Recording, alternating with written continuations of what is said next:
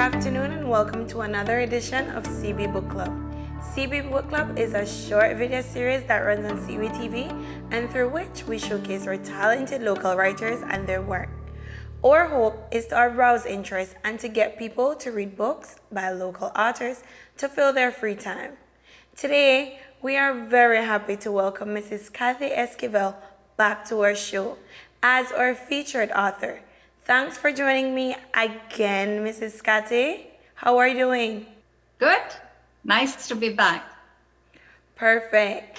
I know that most people know exactly who you are, but can you kindly tell us a bit about yourself, a bit about your background for people who may not know? Okay. Well, I was a teacher of mathematics for many years. And of course, because of politics, I left that and I supported my husband, and I run a small business. I suppose, well, as you can hear, I was not born in Belize, but I've been in Belize since 1969. So that's 52 years ago. And of course, I am a Belizean. And I consider Belize to be my home. I've always been interested in everything to do with Belize. So my writing mostly does center on Belize, probably as it was rather than as it is now. And so really that's the background to everything that I've written. I know you have written several books. Can you share a little about those books since our audience might just be interested in reading some of those? Your favorite, we can start with Benji. Okay, that's not the first. Actually, I started out more writing short plays because when I was teaching, I was involved in getting students to produce drama productions. And so I wrote several short plays that the students performed at various events. And then I also wrote two full-length plays, Such Good Children, and this was produced at the Blitz, and also a musical featuring Belizean folk songs called Can't Walk Down My Plantation. And that's also been produced more than once in Belize. And in terms of writing books, I did a little bit of nonfiction. For UNICEF, I did an update of their state of children twice, which was, so I did quite a lot of writing and research for that. But in terms of fiction, the first fiction I wrote was Under the Shade. So Under the Shade is a Belizean adventure story. It was kind of self-published in book form, and it sold in Belize, and that was published in the late 1990s.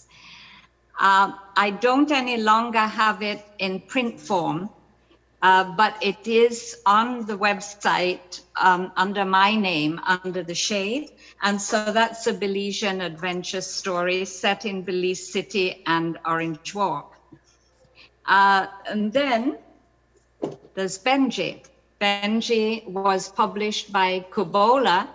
And this is again an adventure story, but this one is a little bit deeper. The main character is actually someone with a mental illness. So although the story is not about mental illness, it does feature within it because Benji is the character that pulls everybody else together. And so that has been selling very well. And because of its topic and because another of my passions is mental health, any proceeds from that book goes to the Welcome Resource Center for the Homeless and Mentally Ill.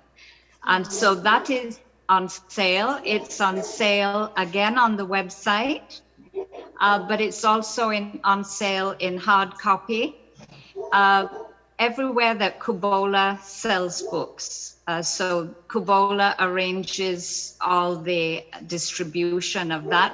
I also have some copies that I sell. Great. Now, Miss Cathy, to today's featured book, Still Waters, the biography of Sir Manuel Esquivel, with, of course, memoir of Mrs. Cathy Esquivel. What inspired you to do this book? Well, the book is essentially a biography memoir of Manuel.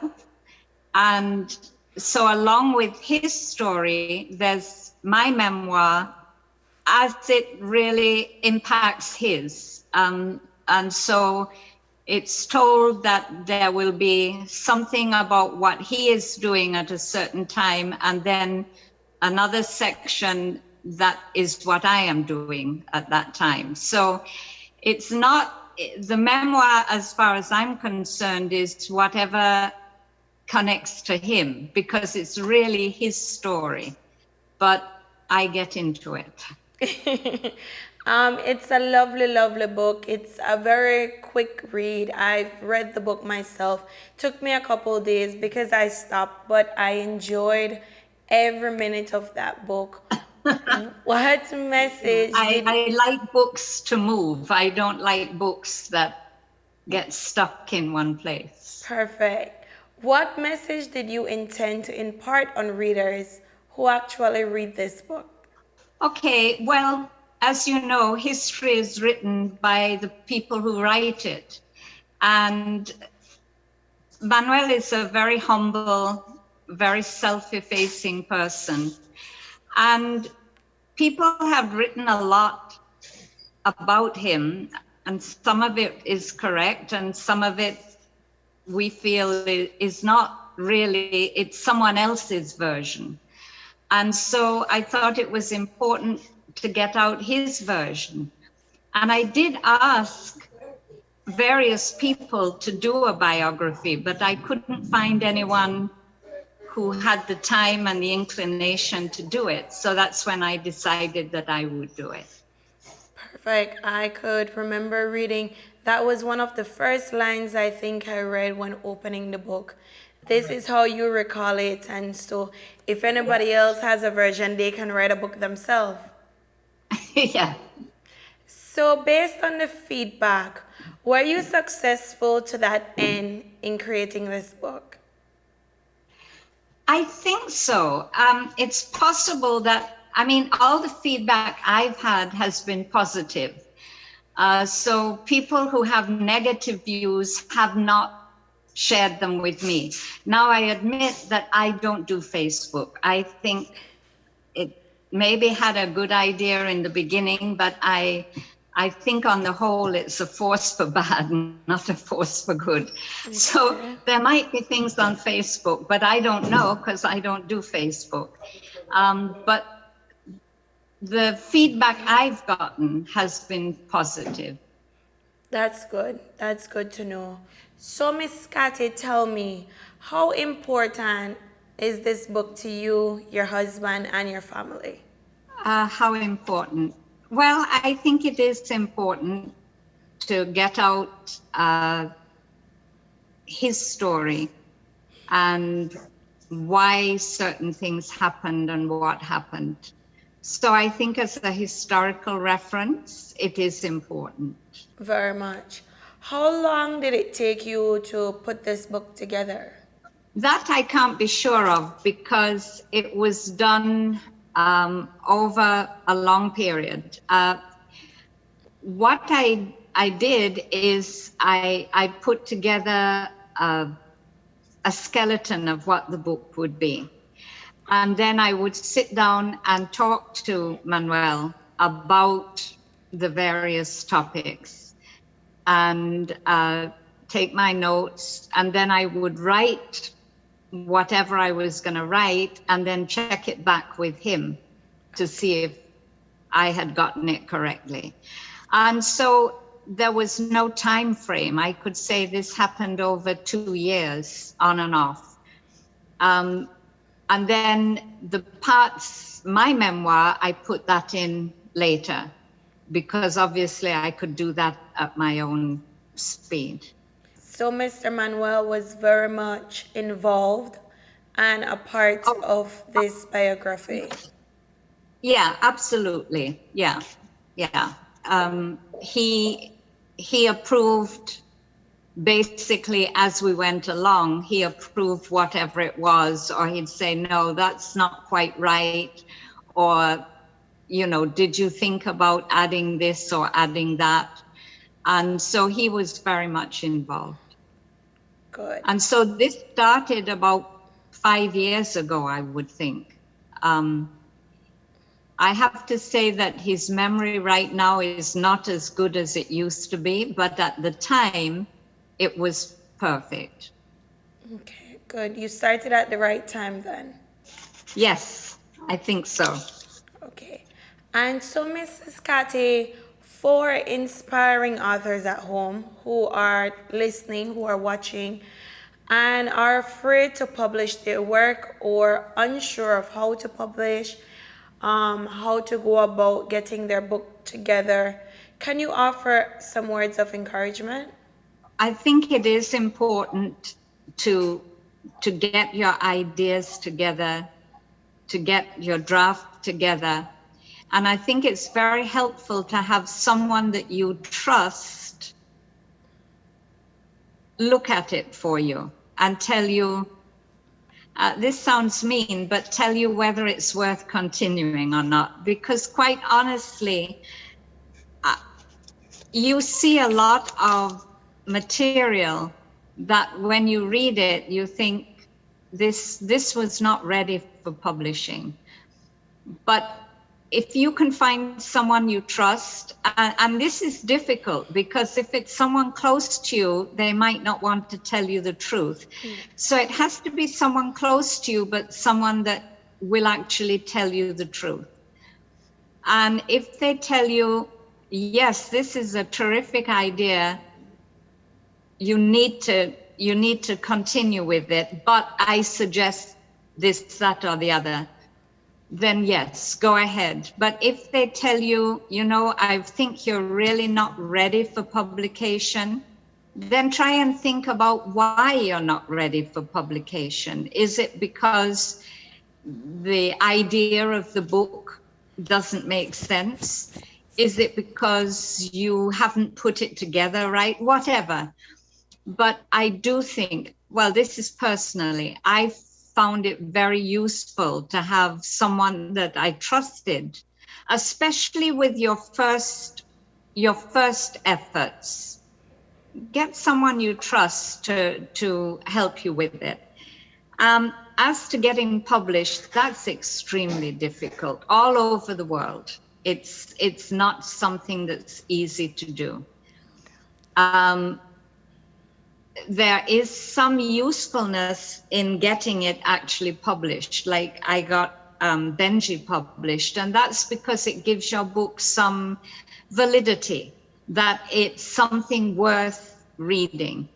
But people also nowadays go through self-publishing through Kindle, and that's another option. But you have to persevere and you need to edit. Having a good editor is important. I know with Benji, I actually got a professional Caribbean editor to edit for me. You have to pay, obviously, but I thought it made a tremendous difference. She picked up instances where the story wasn't clear. It was clear to me, but it wasn't clear to the reader.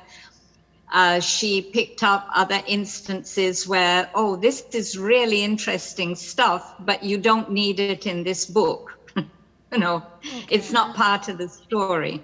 So it's not just picking up typos, that's important, inconsistencies, but it's just making your book more streamlined. So you might not get a professional editor, but again, if you have that trusted person, that helps. But at some point, you have to stop editing and just go ahead. So I would say, yeah, go ahead. We need all the new voices we can get. Nice. Thank you so much for those advice. Now, how can people purchase a copy of Still Waters? Okay, well, Still Waters, I went ahead with self-publication, basically because being a political book, I didn't think a publisher in Belize would want to go ahead with it.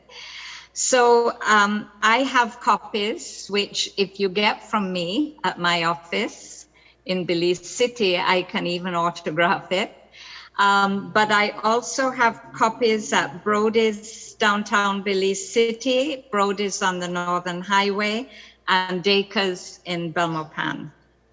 And I suppose if I give you an email, anyone could email me and I can arrange to get a copy to them. Oh, and sorry, it's also, of course, on Kindle. I originally planned only to have it on Kindle, but I was persuaded that a lot of people actually would like the hard copy book. So it's available on Kindle. You can order it, pay for it by your credit card, and so that's an ideal way. You could also order a printed copy and have that printed copy sent to, say you have a relative in the US you want to send a printed copy to, you can order a printed copy and have it sent to that person. But if you want a printed copy in Belize, it's best to get it from me because otherwise your cost of shipping will be very high. Perfect. Mrs. Scotty, thank you so much. It was Thank you. truly a pleasure talking with you. Thank you for your time and your patience. And we also would like to thank the Right Honorable Sir Manuel Esquivel for his service to this country and to the people of this country. We are Thank you. very much inspired by your passion and his contribution to telling his story, telling the story of all that he did for the Belizean people. I encourage everyone to go out and get a hard copy. It is one of those keepsakes, especially if you're a Belizean who is into Belizean politics and to a little of your history. It is a must-have to own. So again, Miss Kathy, thank you so much. Well, just one last, of course, Christmas is coming. There we are. There's your Christmas gifts all worked out. But for young, aspiring writers, write, yes, but read. The more you read, the better you write. Perfect. Thank you again, Miss Kathy. Thank you for always agreeing to sit down with me. Thank you too. Viewers, thanks once again for tuning into CB Book Club. Remember, we have an open invitation for any Belizean author who wishes to join us. Just send us an email to info@colorblind.bz and someone will reach out to you. Until next time, thank you and keep reading.